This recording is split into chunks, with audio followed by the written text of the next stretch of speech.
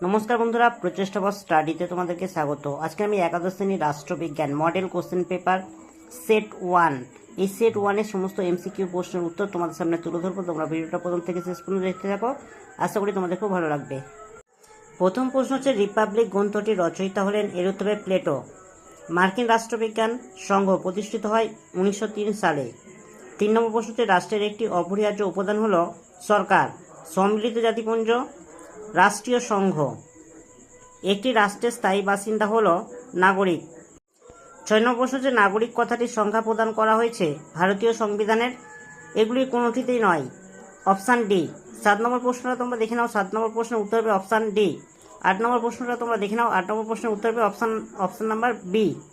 9 নম্বর প্রশ্ন হচ্ছে, মার্কিন যুক্তরাষ্ট্রের সংবিধান অতিমাত্রায় দুষ্পরিবর্তনীয় হলেও অদ্যাবধি তা পরিবর্তিত হয়েছে? এর উত্তর হবে 27 বার।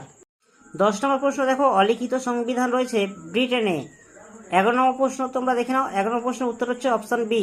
12 নম্বর প্রশ্ন হচ্ছে, গণপরিষদের খসড়া কমিটির সভাপতি ছিলেন ডক্টর বি.আর. আম্বেদকর।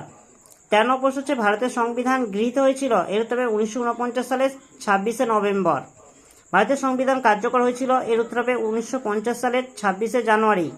বন্ধুরা, 15 নম্বর প্রশ্নটা তোমরা দেখে নাও, 15 নম্বর প্রশ্নের উত্তর হবে অপশান এ। 16 নম্বর প্রশ্ন হচ্ছে, বর্তমানে ভারতীয় সংবিধানে মোট তফসিল রয়েছে?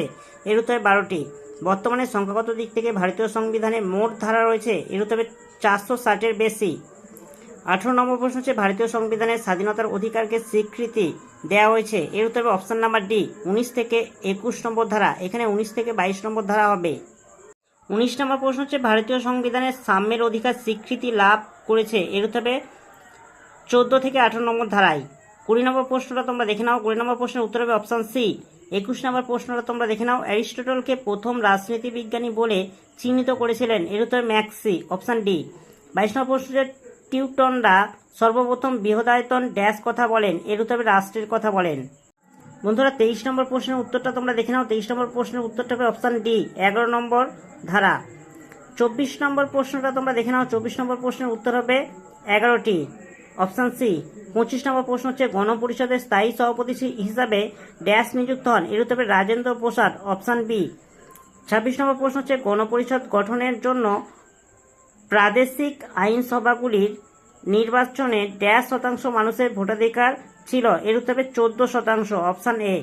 বন্ধুরা, 27 নম্বর প্রশ্নটা তোমরা দেখে নাও, 27 নম্বর প্রশ্নের উত্তর হবে অপশান সি। 28 নম্বর প্রশ্নের উত্তর দেখে নাও, 28 নম্বর প্রশ্নের উত্তর হবে অপশান এ। বন্ধুরা, 19 নম্বর প্রশ্ন তোমরা প্রশ্নগুলো দেখে নাও, আর এর উত্তর হবে অপশান বি। 30 নম্বর প্রশ্ন দেখে নাও, 30 নম্বর প্রশ্নের উত্তর হবে অপশান সি। বন্ধুরা, 31 নম্বর প্রশ্নগুলো তোমরা দেখে নাও, 31 নম্বর প্রশ্নের উত্তর হবে অপশান বি। বন্ধুরা, 32 নম্বর প্রশ্নটা তোমরা দেখে নাও, 32 নম্বর প্রশ্নের উত্তর হবে অপশান সি। 33 নম্বর প্রশ্নগুলো তোমরা দেখে নাও, 33 নম্বর প্রশ্নের উত্তর হবে অপশান সি। বন্ধুরা, এবার স্তম্ভ এ স্তম্ভ বি মেলাও, এই প্রশ্নগুলো তোমরা দেখে নাও, এই প্রশ্নের উত্তর হবে অপশান সি। বন্ধুরা, 35 নম্বর প্রশ্নের উত্তরগুলো তোমরা দেখে নাও, এর উত্তর হবে অপশান এ। 36 নম্বর প্রশ্নগুলো তোমরা দেখে নাও, 36 নম্বর প্রশ্নের উত্তর হবে অপশান ডি, এ মিথ্যা কিন্তু আর সত্য। 37 নম্বর প্রশ্নটা তোমরা দেখে নাও, 37 নম্বর প্রশ্নের উত্তর হবে অপশান এ। বন্ধুরা, 38 নম্বর প্রশ্নটা তোমরা দেখে নাও, 38 নম্বর প্রশ্নের উত্তর হবে অপশান বি। 39 নম্বর প্রশ্নটা তোমরা দেখে নাও, উত্তর হবে অপশান ডি। 40 নম্বর প্রশ্নটা তোমরা পড়ে নাও, 40 নম্বর প্রশ্নের উত্তর হবে অপশান এ, জন্মস্থান নীতি। বন্ধুরা, একাদশ শ্রেণীর রাষ্ট্রবিজ্ঞান মডেল কোশ্চেন পেপার সেট 1-এর সমস্ত প্রশ্ন এবং প্রশ্নের উত্তরগুলো তোমাদের সামনে তুলে ধরলাম। যদি ভালো লাগে একটা লাইক করো, চ্যানেলে নতুন হলে চ্যানেলটাকে সাবস্ক্রাইব করবে, কমেন্টে জানাবে উত্তরগুলো কেমন হয়েছে, আর ভিডিওটা বন্ধুদের মধ্যে একটু শেয়ার করে দিও।